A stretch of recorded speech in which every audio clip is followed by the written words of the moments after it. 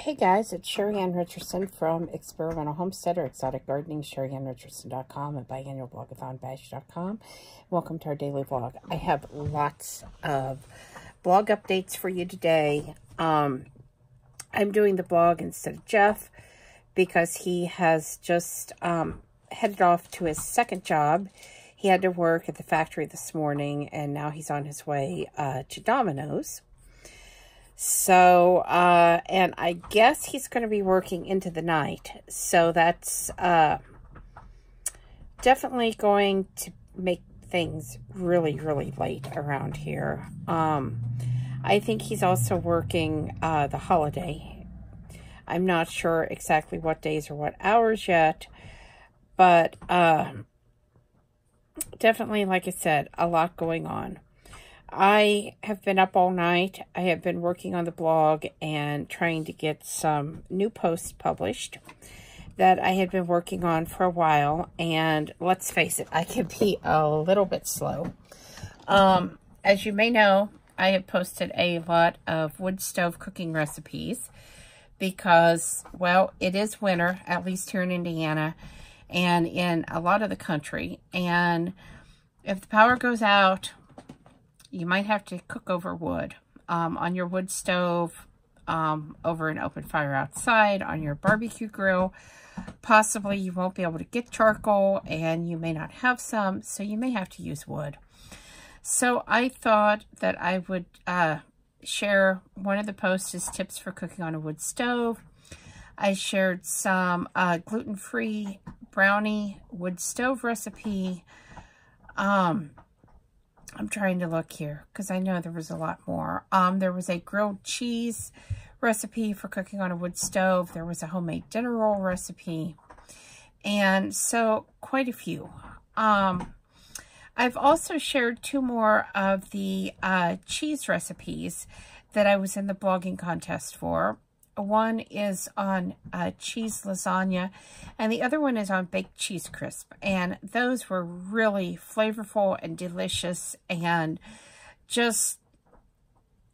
I just couldn't believe the punch they packed. I really enjoyed eating those, and they took just 5 minutes to make once you had the cheese shredded. So it's a good idea to keep some shredded cheese in your refrigerator. And then all you have to do is put them on your cookie sheet and add the spices on top, bake them for 5 minutes, and you've got a really quick snack. I also put up an Instant Pot Little Smokies Easy Party Snack. You know, with New Year's Eve coming up, a lot of people are looking for really quick and easy snacks. And believe it or not, these only cook for a minute in your Instant Pot. And if you use the quick release, you're talking about having some appetizers ready to go in about 6 minutes, especially, you know, if you have all of your stuff pre-measured and all you have to do is put it in the Instant Pot and turn it on. If you are using the quick release, I highly, highly encourage you to be very, very careful and make sure that pressure is released because these things can blow up. If there's any pressure in it at all and you try to remove the lid, it's going to explode. The same holds true for pressure canners. So take your time, make sure the pressure is completely down to 0. And if you make these things ahead of time, you can leave them in your Instant Pot and let cool down naturally, and they will stay warm. So I really love my Instant Pot. The one I received for free actually broke, and so we had to go buy one. And the store was going out of business, so we got it at a discounted price. But it was so worth spending the money on because I do use my Instant Pot an awful lot. It's a great way to have a home-cooked meal that you don't have to spend a lot of time cooking. I also put up a gluten-free stir-fry beef and broccoli recipe. And the reason for that was so many people are looking for broccoli recipes on my blog. And so I thought I would put this one up. It's gluten-free, it is soy-free, and it is sugar-free. There are adjustments for those of you that may not want all of those things missing. But for those of you that need that for diet or want that, it's there. So I also have the recipe up for the video on how to make dark chocolate and nut fat bombs. So now if you wanted that printable recipe, you can come on over to experimentalhomesteader.com and search it, or go search the video on YouTube and click over, and you can get that printable recipe. I also put up some New Year's Eve cupcake ideas, and these are filled chocolate cupcakes that I then decorated. It tells you how to do it. Now, I used an ISI whipper to fill the filling in the cupcakes, but here's a tip. If you don't have an ISI whipper and you really want to make filled cupcakes, you can fill them with the Ready Rip by just inserting that nozzle down into your cupcakes and squeezing. You can use any kind of nozzle that you can insert in your cupcakes and just squeeze the filling in and it'll work. And I think Blackie wants to say hello here. I also posted, Blackie, you can't get in the camera, a delicious ribeye steak recipe plus some campfire meal ideas, because again, in the summertime, you know, having a campfire is more of a fun thing, unless, of course, you're off-grid or you're out in the middle of nowhere and you have to do that to cook. But in the wintertime, cooking over an open fire can really be the only way that you have a decent meal if your power goes out. So I posted some great tips there on how to cook a ribeye steak and get it just right over an open fire. So go check that out.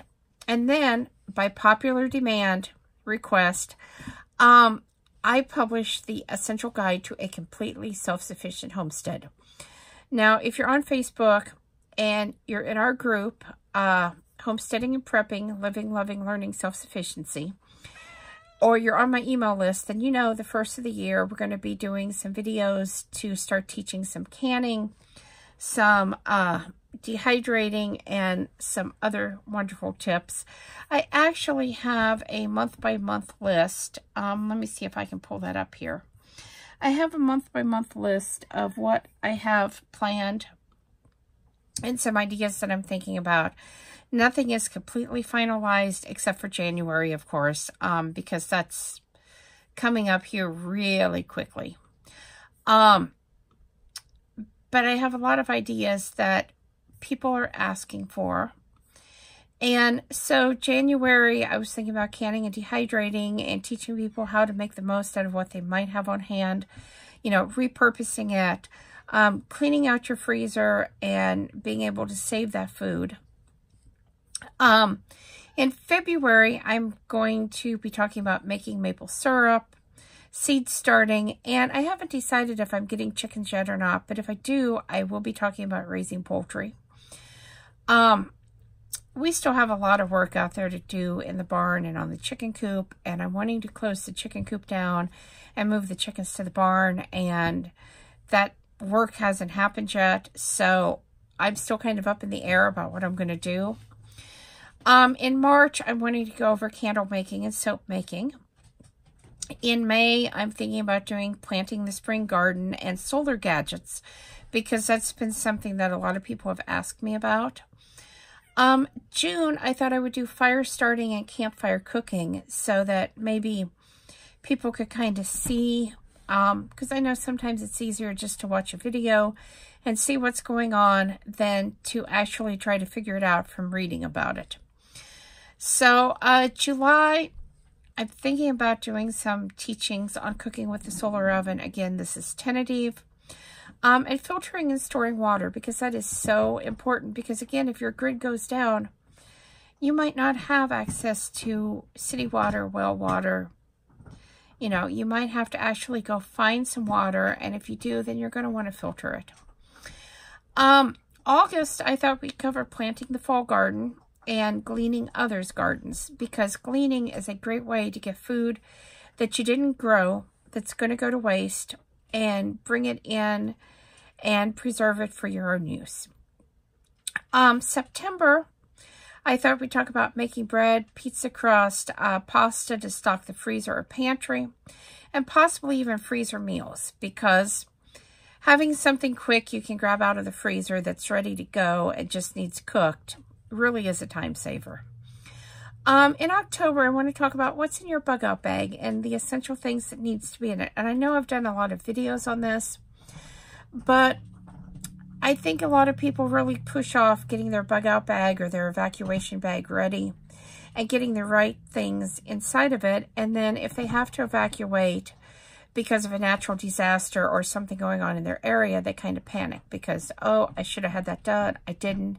So I'm kind of going to go over that in the group and try to get everybody to at least get some type of bug out bag set up so that if they need it, they've got it. In November, I'm thinking about covering dressing for survival, and someone asked me how to make clothes. Now, my sewing skills are not really good, but I do have a couple tips if you find yourself in the position where you need clothes and you don't have access to clothing. You know, maybe you've got some material or, you know, something that you can make clothing out of, but you can't just go to the store and buy some clothing. So I've got some tips on that.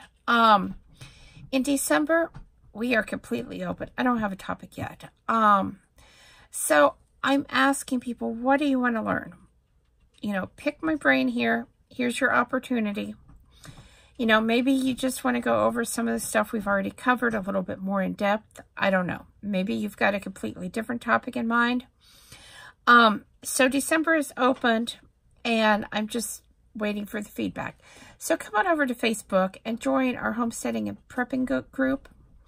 And something else that I am really excited to share with you, I'm going to be doing some freeze drying posts. You know, the home freeze dryer, the Harvest Right, is so popular right now.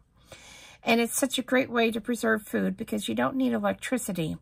And you can preserve stuff that you wouldn't can. And maybe you don't want to dehydrate, but maybe you don't want to run a freezer either, or maybe your freezer broke down and you're not wanting to get another one. So we'll be talking about some freeze drying too over on the blog. That's experimentalhomesteader.com. If there's something that you would like to know about a freeze dryer, leave it in the comments and ask me. I'm in a Facebook group with a lot of people that are working with these freeze dryers, and I can certainly ask if I don't know and try to find some answers for you. So anyway, guys, I hope you will subscribe. I'm still trying to reach 5,000 subscribers. I'd really like to reach 10,000 because each tier of subscribers that you get on YouTube, you get special perks. So it would really be great to see the channel start to grow. Subscribe, share the video, get your friends and family to subscribe. I really appreciate it. Thumbs up, thumbs down. Leave your comments below. I want to know, what do you want to learn about self-sufficiency in 2019? You know, we're coming up on the first of the year. Things are changing drastically. It's time for everybody to really start on their plan to be self-sufficient and to be prepared. So I'm here. Tell me what you need to know. Tell me what you need to get there. And let me see if I can help you out. Thanks for watching, guys. Have a wonderful day and a very happy new year. I know we'll be back before the new year, but I know some of you don't get to watch every day, so I want to say happy new year. Thanks for watching. Have a wonderful night.